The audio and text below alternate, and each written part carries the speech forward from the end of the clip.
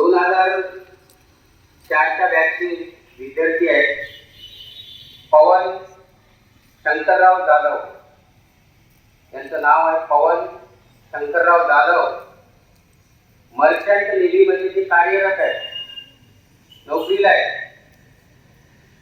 आणि आशिया खंडामधील top most Tolani बेटी time institute या संस्थेमध्ये सिनियर प्रोफेसर आहेत. ते विद्यार्थ्यांना गाईड करतात. त्यांना असं वाटलं की मी ज्या शाळेत घडलो, लहानाचा मोठा झालो, त्या शाळेतल्या विद्यार्थ्यांनाही आपण जाऊन मार्गदर्शन करावे असं त्यांना वाटलं. आणि म्हणून ते आज आपल्या इथं आपल्यामध्ये उपस्थित आहेत. 15 ऑगस्टला ड्रेस ज्या मुलांना मिळाले, दप्तर आणि ड्रेस, पेन, 2004च्या बॅचचा तो कार्यक्रम होता. 2004च्या बॅचच्याच विद्यार्थ्यांनी, माजी विद्यार्थ्यांनी ते योगदान दिलेले आहे. त्यापैकी एक पवन जाधव आहे. आता सांगितल्याप्रमाणे ते वेगवेगळ्या ठिकाणी जाऊन विद्यार्थ्यांना मार्गदर्शन करतात. ज्यांना सैन्यामध्ये जायची आवड आहे, आजकाल मुलीसुद्धा सैन्यामध्ये आहेत, जात आहेत. ज्या मुलांना या क्षेत्रामध्ये जायची आवड आहे, त्याच्याचे मार्ग काय, देशाचा मूलमंत्र काय, हे तुम्हाला आता या ठिकाणी सांगणार आहे. मी आजचे सत्कारमूर्ती आपल्या शाळेचे माजी विद्यार्थी पवन जाधव यांना विनंती करतो की त्यांनी या ठिकाणी आसनस्थ व्हायचं आहे. टाळ्या वाजवा. तुम्ही ज्याप्रमाणे या ठिकाणी बसलेले आहात, एकेकाळी हे सुद्धा असे बसलेले आहेत. आणि तुमच्यामधून एखादा पवन जाधव तयार झाला पाहिजे. भविष्यात आम्ही या ठिकाणी असू किंवा नसू, तुमचाही सत्कार झाला पाहिजे. ही तुम्हाला ऊर्जा मिळण्यासाठी हा कार्यक्रम आहे.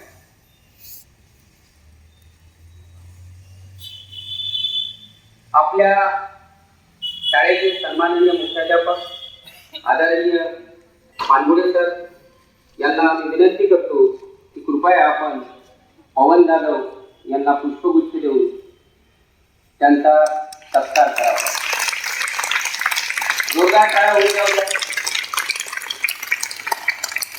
How guide clap go. अभिनंदन, अभिनंदन. सुस्वागतम, सुस्वागतम, सुस्वागतम.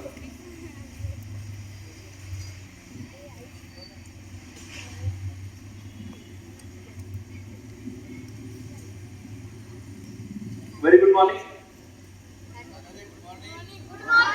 मला तेच अपेक्षित होतं. आता सर्वांनी ब्रंच केलं ना, म्हणजे लंच आणि ब्रेकफास्ट आणि लंच एकत्र केलाय सर्वांनी आता 10-15 मिनिटापूर्वी. तर परत एकदा मी ट्राय करतो. Good morning. That's very good. आता सरांनी सांगितलंय, सर्वप्रथम मी माझं थोडा ब्रीदिंग सेटल करतो. कारण 20 वर्षांपूर्वी मीही असा इथेच बसला असायचो, आपल्यापैकी एक जण होतो. याच स्टेजपासून, याच व्यासपीठापासून माझी सुरुवात झाली. 15 ऑगस्टला असलेलं भाषण असो किंवा जानेवारी आणि डिसेंबर महिन्यामध्ये असलेले गॅदरिंग असो, तिथून व्यासपीठावर येण्याची माझी सुरुवात झाली. आणि तेव्हापासून माईक मी सोडलेला नाहीये, तो अजूनही सोडत नाही. तर सर्वप्रथम मी परत एकदा माझं इंट्रोडक्शन देतो. माझं नाव आहे पवन शंकरराव जाधव. 2004 या बॅचचा मी विद्यार्थी आहे. आणि सध्या पुणे येथे तोलानी मेरीटाईम इन्स्टिट्यूट, हे एक मर्चंट नेव्हीचं ट्रेनिंग इन्स्टिट्यूट आहे. तिथे मी कार्यरत आहे as a senior assistant professor. काही टर्मिनॉलॉजी तुमच्यासाठी नवीन असते, पण काळजी करू नका, मी सगळं एकदम डिटेलमध्ये सांगणार आहे. आणि रेस्ट अश्युअर्ड की पुढचे जे 30 मिनिटं असतील किंवा 40 मिनिटं असतील, हे नक्कीच तुमच्यासाठी खूप महत्त्वाचे आहे. आणि तुम्ही आज इथून घरी गेल्यानंतर या मी जे काही बोलणार आहे याच्याबद्दल तुम्ही तुमच्या पॅरेंट्स लोकांसोबत नक्कीच चर्चा करणार, याची मी तुम्हाला गॅरंटी देतो. तर ज्या क्षेत्राबद्दल मी आज तुम्हाला माहिती सांगण्यासाठी आलो, ते क्षेत्र आहे मर्चंट नेव्ही. यापूर्वी तरी नाव ऐकले तुम्ही? इंडियन नेव्ही हे नाव ऐकलंय? इंडियन नेव्ही माहिती आहे की भारतामध्ये 2 प्रकारच्या ऑर्गनायझेशन आहेत. एक आहे इंडियन नेव्ही, जे सेंट्रल गव्हर्नमेंट ऑफ इंडिया चालवतं, आणि त्याच्याच पॅरलल, त्याच्याच बरोबर एक चालते ऑर्गनायझेशन ती आहे मर्चंट नेव्ही. आता मी तुम्हाला एक सोप्या शब्दात समजून सांगण्याचा प्रयत्न करतो की मर्चंट नेव्ही काय आहे. आज सगळ्यांच्या जवळ घरी मोबाईल आहे, बऱ्याच जणांच्या घरी 2 व्हीलर 4 व्हीलर्स आहेत. आपण बघतो मार्केटमध्ये काही पेट्रोल पंप आहेत. जेव्हा तुम्ही बाहेर फिरायला जाता, बऱ्याच मोठ्या मोठ्या सिटीजमध्ये, मॉल्समध्ये वगैरे बऱ्याच जणांच्या घरी टेलिव्हिजन आहेत, मोठी मोठी 52 इंचेस 55 इंचेस टीव्ही. ते सर्व येतात कुठून? तुम्हाला असं वाटते का की भारतामध्ये सर्व प्रकारच्या आपण औषधी वस्तू, सर्व प्रकारचे इलेक्ट्रॉनिक इक्विपमेंट, सर्व प्रकारचे पेट्रोलियम प्रोडक्ट, सर्व प्रकारचे ऑटोमोबाईल हे आपण भारतामध्ये प्रोड्यूस करतो असं आहे का? आपल्याला बाहेरच्या देशांमधून बोलावं लागतात ना, बरोबर? तर मग जेव्हा हे बाहेरच्या देशामधून आपल्याला भारतामध्ये बोलवावे लागतात, स्पेअर पार्ट्स का असेल ना, 4 व्हीलरचे स्पेअर पार्ट्स असो किंवा हाय एजच्या कार, स्पोर्ट्स कार्स असतील त्या भारतामध्ये येण्यासाठी असो, ग्रेन प्रोडक्ट्स असतील, आयर्न ओअर्स असतील, पेट्रोलियम प्रोडक्ट्स असतील, न्यूक्लिअर प्रोडक्ट्स असतील, हे जर आपल्याला दुसऱ्या देशातून भारतामध्ये आणायचे आहे, ते कसे आणले जात असतील तुम्हाला काय वाटतं? ट्रकमध्ये, कारमध्ये, ट्रॅक्टरमध्ये, विमानामध्ये? आता जे 8वी 9वी 10वी मध्ये असतील, तुम्हाला एक गोष्ट तुम्ही शाळेत तुमच्या सिलेबसमध्ये कदाचित तुम्ही शिकला असाल की पूर्ण जगामध्ये ज्याला आपण ग्लोबल ट्रेड म्हणतो, हा 90% ग्लोबल ट्रेड हा कुठल्या मार्गाने होत असतो? कुठल्या मार्गाने? 3 प्रकारे होऊ शकतो. एक तर एअरवे, हवेतून, विमानातून, दुसरा रोडवे, ज्याला आपण म्हणतो जे रोडवर ट्रक थ्रू वगैरे, आणि तिसरा कुठला मार्ग आहे? पाण्यातून. That means C water. C water मधून हे होऊ शकतं, राईट? सी वॉटर या 3 प्रकारे ते आणलं जाऊ शकतं. आता एखाद्या ट्रक मध्ये जेव्हा कार आणल्या जात असतील, आपण बघतो बरेच वेळा तुम्ही बघितलं असेल की आपण नांदेडला जात असेल, हैदराबादला जात असेल, नागपूरला जात असेल, एखाद्या ट्रकवर एक मोठं कंटेनर ठेवलेलं असतं. बघितलं तिथं कधीतरी मर्स लाईन लिहिलेलं असतं, MSC लिहिलेलं असतं, TK टँकर असं लिहिलेलं आहे, काहीतरी लिहिलेलं असतं, मोठा कंटेनर असतो. आपण तो कंटेनर बघितला की आपली 2 व्हीलर असतो, 4 व्हीलर असतो, थोडी बाजूला घेऊन जातो, कारण ते खूप मोठ्या साईजचं असतं, राईट? पण अशा कंटेनर मध्ये बसून बसून किती कार्स येऊ शकतात? काय वाटतं तुम्हाला? 4, 5, 10, 15 जास्तीत जास्त. पण जेव्हा भारत ॲज अ कंट्री जेव्हा दुसऱ्या देशातून काही गोष्टी मागवतो, इम्पोर्ट करतो, तेव्हा तो 10, 15, 20 असे मागवत असेल. जेव्हा एका टाइमला जेव्हा तो मागत असेल तो खूप जास्त क्वांटिटीमध्ये मागवत असणार. मग तुम्हाला वाटते का हे पॉसिबल आहे रोडवेज थ्रू, किंवा तुम्हाला वाटते का हे विमानातून आणणं पॉसिबल आहे? नाही. त्यामुळे जगभरातला जो ट्रेड आहे 90% ग्लोबल ट्रेड जो आहे तो होत असतो वॉटरवेजनी, आणि दॅट टू या विथ शिप्समध्ये, जहाजांमध्ये. तर हे जे जहाज आहे ज्यांच्यामधून हे इम्पोर्ट एक्सपोर्ट केलं जातं, काही काही गोष्टी आपण दुसऱ्या देशांना देतो, जसे की ग्रेन्स, कॉटन, बऱ्याचशा गोष्टी आहेत. काही काही इलेक्ट्रॉनिक प्रोडक्ट्स असतील, काही काही मिलिटरी इक्विपमेंट्स असतील, काही डिफेन्स इक्विपमेंट असतील, जे आपण काही दुसऱ्या देशांना पण देतो. तर हे इम्पोर्ट एक्सपोर्ट जे केलं जातं ते जहाजांतून केलं जातं, बरोबर? तर हे ज्या जहाजांमधून केलं जातं त्या जहाजांवर जेव्हा जहाजाला एका देशातून दुसऱ्या देशात जायचं आहे, काही लोक तर लागतील ना त्या जहाजामध्ये. ते कोणी पण केलं तर चालेल का? आता जर म्हटलं 10वीच्या विद्यार्थ्यांना तुमची 10वी झाली, जहाजावर आधी काम करा, शक्य आहे का तुम्हाला? नाही. त्यासाठी स्किल्ड लेबर, स्किल्ड इंजिनियर लागतील, बरोबर?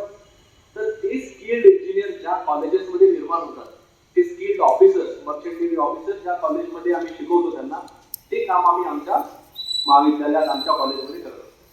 कॉलेजचं नाव आहे तोलानी मेरीटाईम इन्स्टिट्यूट. पण आज मी तुम्हाला माझ्या महाविद्यालयाबद्दल मार्केटिंग करण्यासाठी मुळे आलेलो नाही.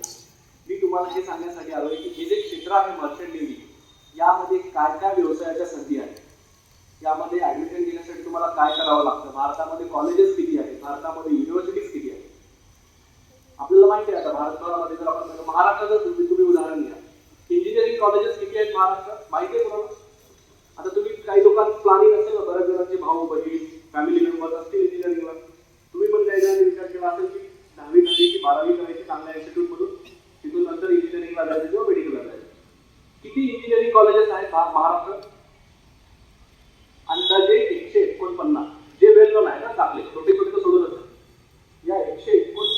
कॉलेजेसमधून दरवर्षी बाहेर पडणारे इंजिनियर्स किती असतील? लाखोंच्या संख्येमध्ये, लाखोंच्या संख्येमध्ये. राईट? आता एवढे लाख इंजिनियर दरवर्षी बाहेर पडतात. एवढ्या साऱ्या इंजिनियर लोकांना जॉब मिळणं शक्य आहे का तुम्हाला वाटतं का? कुठलंही गव्हर्नमेंट येऊ द्या, कुठलंही प्रायव्हेट सेक्टर येऊ द्या, कुणीही जॉब प्रॉमिस करू शकत नाही, एवढ्या लोकांना देऊ शकत नाही. जेव्हा अशी परिस्थिती आहे, अशा परिस्थितीमध्ये हे जे मर्चंट नेव्ही आहे हे एक खूप प्रॉमिसिंग करिअर आहे सर्वांना. राईट? तर आपण एक एक ऍस्पेक्ट आता मर्चंट नेव्हीचे ओपन करत आहे. तुम्ही मला सांगा की आता ज्या कंटेनर, जेव्हा आपण एखाद्या जहाजाची गोष्ट करत आहे, तुम्हाला काय वाटेल जहाजाची साईज किती असेल, किती लांबी किती असेल किंवा उंची किती असेल? काही वाईल्ड केसेस मला असं एक्सपेक्टेड आहे की 10वीची मुलं जे आहेत 8वी 9वीची ते उत्तर देतील बऱ्यापैकी. आपण हे टू वे प्रोसेस करूया. बिलकुल तुम्ही बिलकुल बिंदास, तुम्हाला जे काही आन्सर वाईल्ड केसेस, मला तुमच्याकडून एकदम परफेक्ट आन्सर एक्सपेक्ट आहे. किती लांबी असू शकते एखाद्या जहाजाची? जेव्हा आपल्याला एवढं सगळं साहित्य न्यायचं आहे तेव्हा हा आपल्या स्टेज पासून ते त्या गेट पर्यंत एका दादाने उत्तर दिले, तर हे अंतर जास्तीत जास्त असेल 100 मीटर. तेवढं पण नाही पूर्ण. ते जे नॉमिनल जहाज असतं ना, जे मालवाहू जहाज ज्याला म्हणतो आपण, त्याची लांबी असते 300 ते 400 मीटर, म्हणजे अर्धा किलोमीटर जवळपास, हाफ किलोमीटर. इथून हुतात्मा स्मारक ज्याला आपण म्हणतो किंवा मायसुरी चौक, थोडासा जास्त, त्यापेक्षाही जास्त, हाफ किलोमीटर लांबी असते आणि त्याची उंची असते जवळपास 200 ते 250 मीटर. मीटर्स मध्ये बोलतोय आम्ही, फूट फीट मध्ये नाही. जेव्हा जर तुम्ही एवढ्या उंच जहाजाजवळ असे जवळ जाऊन उभे राहिला तर तुमच्या नाकाचा शेंडा वर गेला तरी ते दिसणार नाही जहाज, एवढे उंच जहाज. आता ज्या कंटेनरची आपण गोष्ट करत होतो, एक मोठा कंटेनर बघितला की आपण बाजूला जातो ना जहाजापासून, त्या कंटेनर पासून रस्त्याने जाताना नांदेड रोडला तुम्हाला भरपूर असे कंटेनर दिसतील. तो कंटेनर जर एका गाडीवर ठेवलेला असेल ट्रकवर तर तो खूप आपल्याला धोकादायक वाटतो, आपण दूर जातो. अशा एका जहाजावर असे किती कंटेनर बसत असतील? किती वाईट केसेस? काय वाटतं तुम्हाला? किती? मला वाटतं की एवढा लोड आपण आणू शकतो.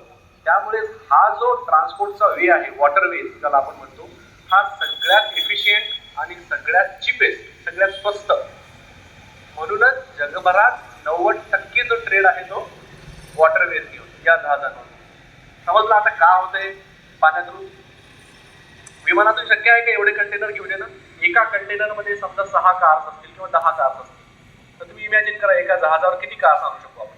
विमानात शक्य नाही, कारण की तेवढं वजन विमान घेऊ शकणार नाही. रोडवेने शक्य नाही, कारण खूप जास्त कॉस्टली पडणार ते. बरोबर? आता एवढं मोठं जहाज आहे, एवढ्या मोठ्या जहाजावर एवढे मोठे कंटेनर्स आहेत. एवढे मोठे कंटेनर्स असल्यानंतर ते जहाज चालवण्यासाठी, सक्सेसफुली एका देशातून दुसऱ्या देशात नेण्यासाठी स्किल्ड इंजिनियर जे लागतात ते आम्ही आमच्या कॉलेजमध्ये प्रोड्यूस करत असतो. हे जे इंजिनियर्स असतात या जहाजावर, हे 2 वेगळ्या कोर्सेस मधून बनतात. आता जर तुम्ही तुमच्याकडे पेन आणि कॉपी असेल, वही असेल, तर तुम्ही काही गोष्टी लिहून पण घेऊ शकता, जेणेकरून तुम्ही घरी गेलात कधी सुट्टीच्या वेळेमध्ये तुम्ही ते सर्च करू शकता की काहीतरी तो दादा आला होता, काहीतरी बोलून गेला, तो असं काहीतरी बोलला होता. राईट? तर 2 कोर्सेस आहेत. हे सर्व कोर्सेस या क्षेत्रामध्ये जाण्यासाठी 12वी नंतर आहेत. आता मी खूप महत्त्वाची माहिती सांगतो, लक्षात ठेवा. सर्व कोर्सेस जे आहेत ते 12वी नंतर आहेत. तुम्ही म्हणाला तर सर आम्ही आत्ता 4थी 5वी मध्ये आहे किंवा 8वी 9वी 10वी आहे, मग आता कशाला सांगताय? तर याची सुरुवात तुम्हाला आत्ताच करावी लागेल. कुठले सब्जेक्ट आहे, कुठल्या सब्जेक्टवर तुम्हाला फोकस करावं लागणार आहे, कुठलं प्रिपरेशन आत्तापासून करावं लागणार आहे. सर्व कोर्सेस हे 12वी सायन्स नंतर आहे आणि that to with physics, chemistry, mathematics. हे सब्जेक्ट जे कोणी ऑप्ट करेल, जो कोणी सिलेक्ट करेल, त्यांच्यासाठी हे कोर्सेस आहेत. परत एकदा सांगतो, 12वी सायन्स, फिजिक्स, केमिस्ट्री आणि मॅथमॅटिक्स. आता कोर्सेस कोणते आहेत? 2 कोर्सेस आहेत. पहिला कोर्सेस आहे BTech marine engineering. BTech in marine engineering. आता इंजिनिअरिंग सर्वांना माहिती आहे, mechanical engineer, computer engineer, electronics engineer, IT engineer, AI engineer, हे सगळे नॉर्मल इंजिनिअरिंग कॉलेजेसचे स्ट्रीम्स आहेत, वेगवेगळ्या फील्ड्स आहेत. तशीच ही बीटेक इन मरीन इंजिनिअरिंग ही खूप ठराविक ठिकाणी होते भारतामध्ये. भारतामध्ये कॉलेजेस किती आहे त्याचे पूर्ण मिळून भारतभरात सांगतो मी. आता आपण इंजिनिअरिंग कॉलेजची गोष्ट केली, 149 प्लस कॉलेजेस आहेत नॉर्मल इंजिनिअरिंगचे. बीटेक मरीन इंजिनिअरिंगचे कोर्सेस जे आहेत भारतभरामध्ये 7 ठिकाणी होतात. 7, फक्त 7. त्यामुळे या क्षेत्राबद्दल माहिती नाही. दुसरा कोर्स आहे BSc नॉटिकल सायन्स. नॉटिकल हा वर्ड कदाचित तुमच्या जरी नवीन असेल, 8वी 9वी 10वीच्या विद्यार्थ्यांना माहिती असेल. जहाज असलेले मूवीज तुम्ही बघितलेले आहेत. कॅप्टन फिलिप्स, टायटॅनिक मूवी बघितलेले आहेत. त्या जहाजावरचं सर्वात मोठं पद जे असतं, जो सगळ्यात मोठा ऑफिसर असतो, तो कोण असतो आपल्याला माहिती आहे? कॅप्टन. बरोबर? जहाजावर कॅप्टन असतो ना. तर BSc नॉटिकल सायन्स हा 3 वर्षाचा डिग्री कोर्स केल्यानंतर जो सगळ्यात वरच्या पदावर जातो तो बनतो कॅप्टन. त्यानंतर बीटेक मरीन इंजिनिअरिंग ही 4 वर्षाची डिग्री केल्यानंतर जो अधिकारी बनतो, जो ऑफिसर बनतो, तो बनत असतो चीफ इंजिनियर. आता ऍडमिशन घेण्यासाठी या कोर्सेसला मी सांगितले 2 कोर्सेस आहेत, BSc nautical science, BTech marine engineering. कधी घ्यायची ऍडमिशन? 12वी सायन्स नंतर. आता ऍडमिशनसाठी एक एंट्रन्स एक्झाम देणं कंपल्सरी आहे. जी एंट्रन्स एक्झाम कंडक्ट केली जाते सेंट्रल गव्हर्नमेंट ऑफ इंडियाकडून. त्या एंट्रन्स एक्झामचं नाव आहे IMUCET, Indian maritime universities common entrance test. ही एक कॉमन एंट्रन्स टेस्ट. जसे तुम्ही JEE देणार, महाराष्ट्र CET देणार, तशीच ही सेपरेट एक्झाम आहे. जर तुम्हाला भारतामध्ये कुठेही मर्चंट नेव्हीला ऍडमिशन घ्यायचं असेल तर ही एंट्रन्स एक्झाम कंपल्सरी आहे. या एंट्रन्स एक्झामशिवाय तुम्ही कुठेच ऍडमिशन घेऊ शकणार नाही. राईट? त्याचबरोबर जर इन केस बाकी सर्व कॉलेजेस बघितल्यानंतर तुम्ही तोलानी मेरीटाईम इन्स्टिट्यूट, जिथून मी आलोय, जर त्या कॉलेजबद्दल तुम्ही माहिती काढली, जर कदाचित त्यामध्ये तुम्हाला ऍडमिशन घेण्याची इच्छा झाली, तर माझ्या कॉलेजची एक सेपरेट एंट्रन्स एक्झाम असते. IMUCET कंपल्सरी आहे. त्याचबरोबर TMI CET सुद्धा कंपल्सरी आहे. तोलानी TMI म्हणजे तोलानी मेरीटाईम इन्स्टिट्यूट. सरांनी आता सांगितलं, मी ज्या इन्स्टिट्यूटला रिप्रेझेंट करतो, मी परत एकदा सांगतो, मी इथे मार्केटिंगसाठी मुळीच आलेलो नाहीये. याच्यात कुठलाही माझा प्रत्यक्ष अप्रत्यक्ष कुठलाही फायदा नाहीये. माझ्या कॉलेजमध्ये दरवर्षीच्या सीट असतात 240 to 40 आणि त्यासाठी आमच्याकडे अप्लिकेशन येतात 8 ते 10 हजार. तर मुलं जे आहेत 2-2 वर्ष ड्रॉप घेऊन तोलानीमध्ये ऍडमिशन घेण्यासाठी प्रिपेअर करतात. 2-2 वर्ष ड्रॉप घेऊन, ज्याला आपण रिपीट म्हणतो ना, एंट्रन्स टेस्ट देण्यासाठी. त्या ऍडमिशनचा कुठलाही प्रॉब्लेम नाही. माझ्या कॉलेजला आता यावर्षी 26 वर्ष पूर्ण झाले. 1998चं कॉलेज आहे. नंदलाल तोलानी हे एक मुंबईची ट्रस्ट आहे, त्यांच्यातर्फे कॉलेज चालवलं जातं. माझं कॉलेज आहे पुण्यामध्ये तळेगाव दाभाडेला. 150 एकरचा अतिशय सुंदर कॅम्पस आहे. पूर्ण पुण्यामध्ये असो किंवा महाराष्ट्रामध्ये एवढा सुंदर कॅम्पस कुठल्या कॉलेजचा नाही आहे, हे मला गॅरंटी आहे. जेव्हा केव्हा तुम्हाला घरी गेल्यानंतर वेळ मिळेल, तुम्ही फक्त गुगलला गेल्यानंतर टाईप करायचं TMI किंवा फक्त तोलानी. जी पहिली लिंक येईल ती तोलानी मेरीटाईम इन्स्टिट्यूटची. फक्त तुम्ही बघा कॅम्पस टूर, त्याच्यामध्ये फोटोज, गॅलरीमध्ये जाऊन. अतिशय सुंदर असा नेचर ब्लेस्ड कॅम्पस आहे. सरांनी सांगितलं आशिया खंडातलं नंबर 1चं कॉलेज आहे. अँड आय मीन दॅट, आशिया खंडातलं नंबर 1चं कॉलेज आहे. ही भारतातली पहिली प्रायव्हेट इन्स्टिट्यूट आहे मर्चंट नेव्हीची. भारतातली पहिली. 26 वर्ष झाले आता.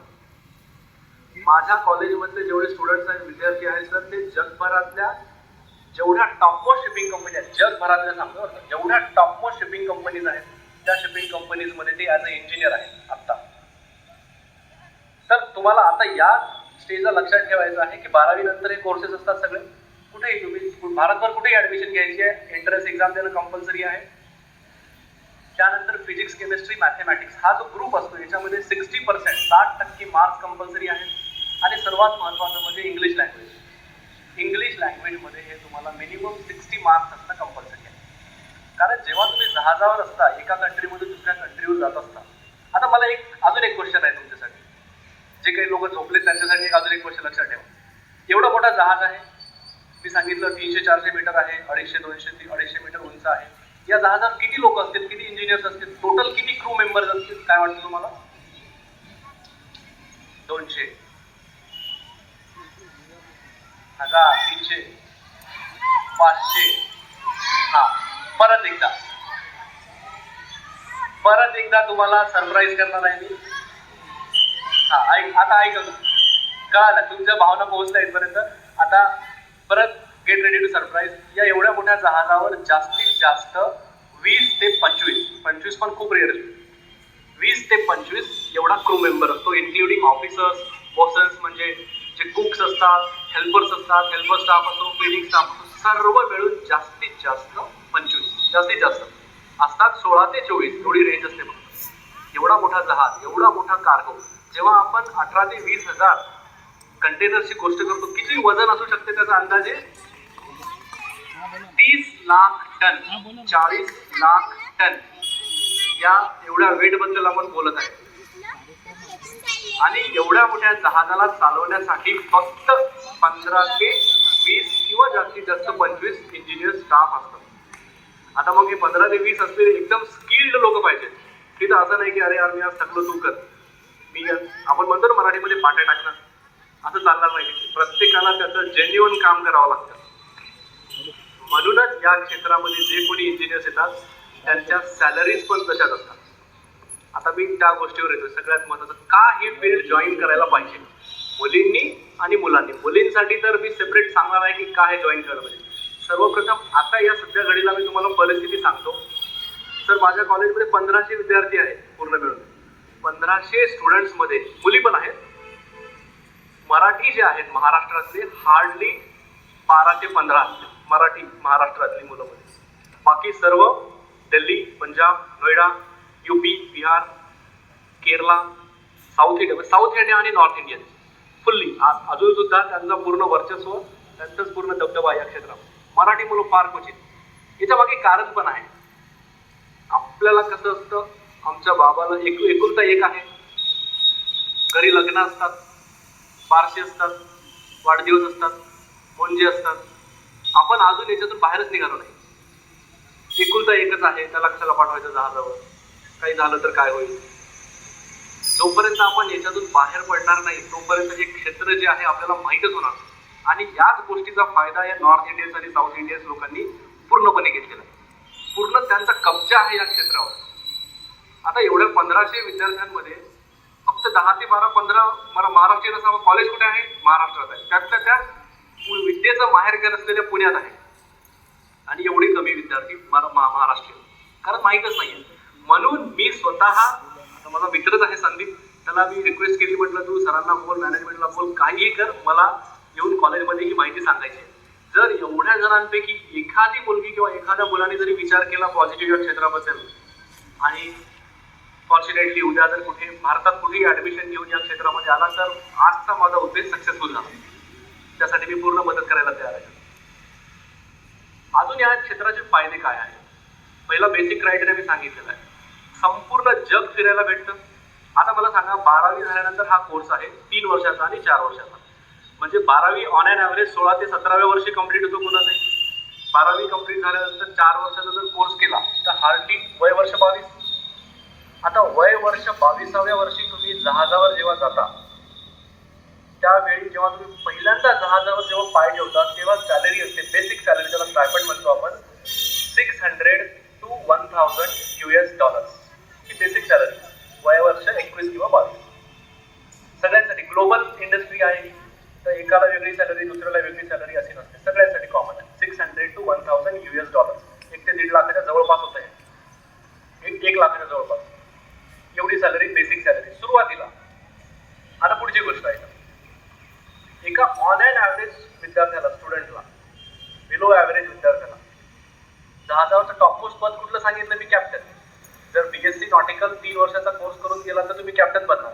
आणि बीटेक मरीन इंजिनिअरिंग 4 वर्षाचा कोर्स करून गेला तर चीफ इंजिनियर बनणार. दोन्ही सेम.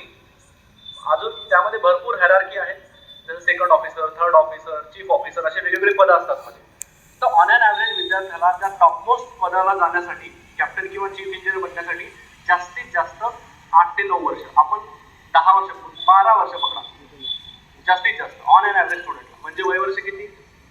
मॅक्सिमम 33 to 35, 35 वर्षी कॅप्टन किंवा चीफ इंजिनियर बनणार म्हणजे बनणार. त्यांचे किती मिनिमम सॅलरीज किती असतात काय वाटतं तुम्हाला? एका कॅप्टनची, चीफ इंजिनियरची किती असू शकते सॅलरी? जर मी सांगतो, त्यांचे जे वेजेस असतात, ग्लोबल इंडस्ट्री आहे, ते असतात मिनिमम $20,000 to $25,000, म्हणजे जवळपास 18 ते 20 लाख रुपये पर मंथ, एका महिन्याची सॅलरी एवढी असते. आणि ऐका अजून भरपूर साऱ्या गोष्टी आहेत. जेव्हा ते जहाजावर असतात, कुठलीही व्यक्ती जहाजावर जेव्हा जाते 6 महिन्यासाठी, 4 महिन्यासाठी, वर्षभरासाठी, संपूर्ण खर्च ही कंपनी करते. म्हणजे समजा तुम्ही 21व्या वर्षी पासआउट झालात, तुमच्या कंपनीमध्ये सिलेक्शन झालं, तुम्ही घराच्या गेटमधून निघालात, जेव्हा तुम्ही घराच्या गेटमधून निघालात तिथून कंपनीचा मीटर चालू होतो. तुमचा खर्च संपला, कंपनीचं मीटर सुरू झालं. वापस परत तुम्ही घरात येईपर्यंत, म्हणजे तिथून तुम्ही समजा आता उमरखेडच्या एखाद्या विद्यार्थ्याचं प्लेसमेंट झालेलं आहे, तो इथून जाईल पहिले नागपूरला. नागपूरचं जे कॅबचं भाडं असेल, जे काही भाडं असेल ते कंपनी देणार. नागपूरपासून फ्लाईटचं तिकीट. आता हे जेवढी ग्लोबल इंडस्ट्री आहे, सर्व जहाजावर जे बोर्डिंग असतं ते बाहेरच्या देशातून असतं. UK मधून असतं, US मधून असतं, जर्मनीमधून असतं बरेच वेळा, किंवा गल्फ कंट्रीजमधून असतं. तर नागपूरवरून तुम्हाला दुबई, कतारला जायचं आहे किंवा जेदाला जायचं आहे, तिथलं सगळं फ्लाईटचं तिकीट, सगळं खर्च कंपनी करते. गेल्याबरोबर तुम्हाला जहाजावर टाकून दिलं जात नाही. समजा तुमचं US वरून बोर्डिंग असेल जहाजाचं, तर तिथे गेल्यानंतर तुम्हाला जेट लॅग असतो. मग 2-3 दिवस तुम्हाला 7 स्टार 5 स्टार हॉटेलमध्ये ठेवलं जातं, जेणेकरून तुमचा जेट लॅग जावा. त्याच्यानंतर तुम्हाला जहाजावर पाठवलं जातं. आता आपला सगळ्यात मोठा प्रॉब्लेम काय आहे, म्हणजे आई वडील असो किंवा कोणी असो, आपल्याला वाटतं जहाजावर जाणं आणि मुलींना पाठवणं आणि मुलांना पाठवणं, ते जहाज बाहेरून दिसायला तर सगळे लोखंडाचे दिसतात, पत्राचे दिसतात, बट बिलीव्ह मी, ते जहाज आतमधून हे 5 स्टार 7 स्टार हॉटेलपेक्षा कमी नसतात. सध्या जे जहाज आहेत, कुठलेच जहाज 5 स्टार 7 स्टार हॉटेलपेक्षा कमी नाही. आतमध्ये वेल इक्विप्ड कॅन्टीन, वेल इक्विप्ड स्पोर्ट्स फॅसिलिटीज, वेल इक्विप्ड जिम्स, TV रूम्स, सगळं काही आतमध्ये आहे. तर हा सर्व खर्च कोण करते? कंपनी करते. एक तर सॅलरी सर्वात जास्त, सर्व खर्च कंपनी. मग जिथे तुमचं कॉन्ट्रॅक्ट संपणार, ज्या देशात संपणार, तिथून तुम्हाला कंपनी परत फ्लाईटचं तिकीट देणार, नागपूर किंवा मुंबई.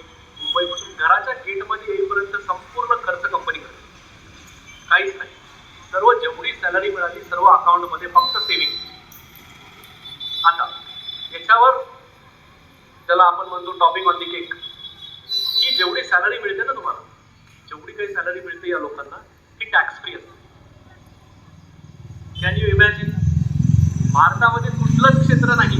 आता बघा, मी जेव्हा सांगितलं टॅक्स फ्री, सर्व मॅडम आणि सर लोकांचे चेहरे बघा कसे झाले, कारण की आम्हाला माहिती आहे काय दुःख आहे ते. किती टॅक्स पे करावा लागतं दरवर्षी आपल्याला. तुम्ही थोडेफार जरी पैसे कमवले ते तुमच्या माहिती आहे, घरी तुम्हाला माहिती असेल, आई वडील मार्च महिन्यामध्ये त्यांची गडबड असते, टॅक्स पे करायचा आहे.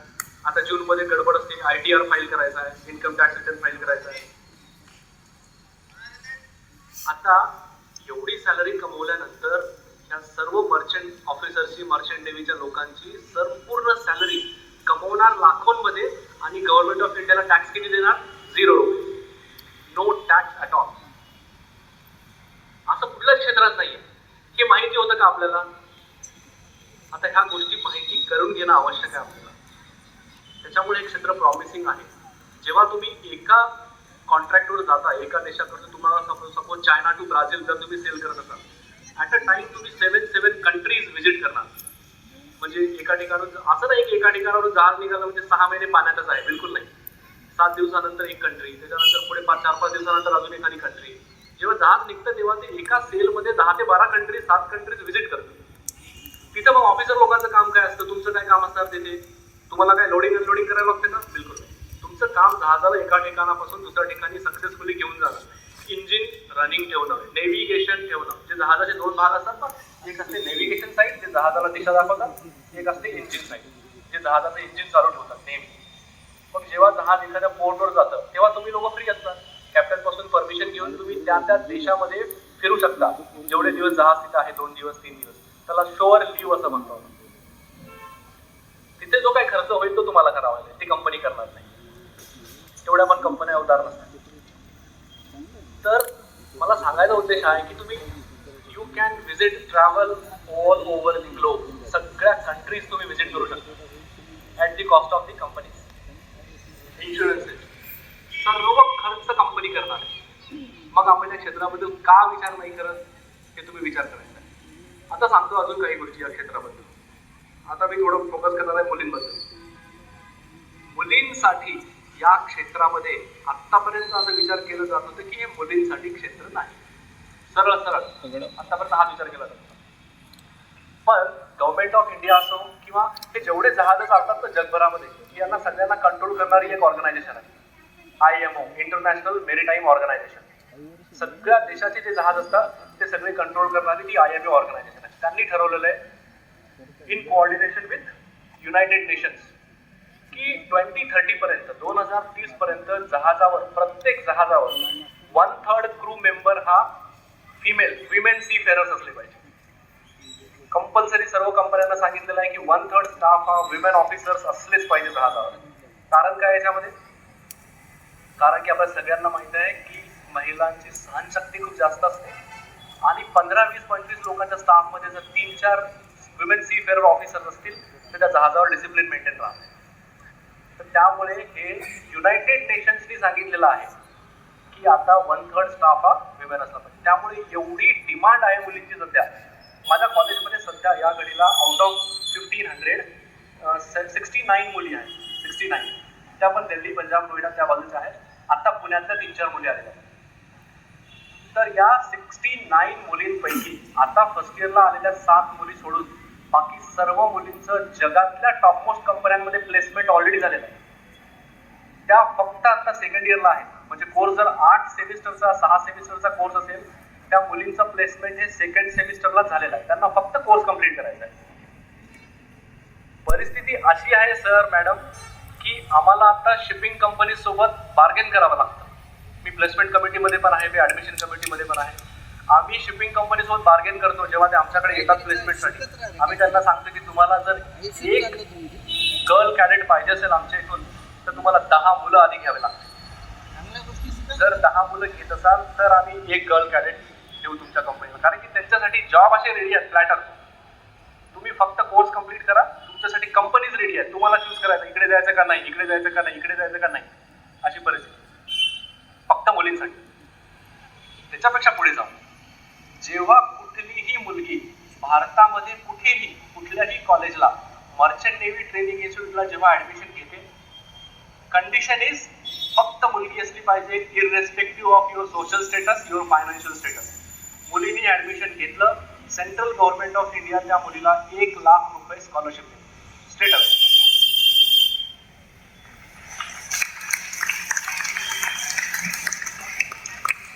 त्याचबरोबर अजून संपलेलं नाही आहे, ऐका तुम्ही फक्त. तोलानी मेरीटाईम इन्स्टिट्यूट, जर माझ्या इन्स्टिट्यूटला कुठल्या मुलीने ऍडमिशन घेतलं तर सेंट्रल गव्हर्नमेंट ऑफ इंडिया तर्फे मिळणारे 1 लाख रुपये हे वेगळे तिथे मिळणारच.